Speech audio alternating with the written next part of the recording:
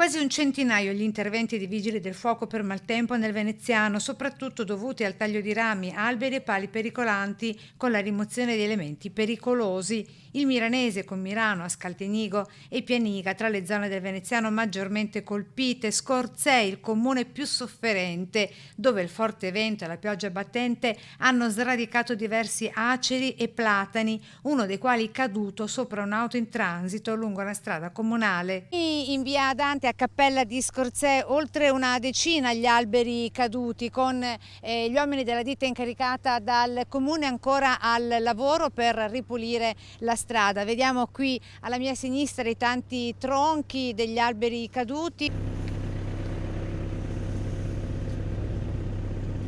Abbiamo visto in cielo una nuvola nerissima che copriva il municipio, sembrava proprio una cappa poggiata sopra il municipio, e poi dopo pochi minuti ho cominciato le telefonate, è caduto un albero di qua, due di là, alla fine avevamo una decina di alberi caduti e per fortuna nessun danno per la gente. È stato come una tromba d'aria qua, penso, che gettai tutti a terra. No, non so perché. Lei ha visto l'auto che è stata divelta dall'albero? Sì, ma non c'era la signora dentro, era già scappata.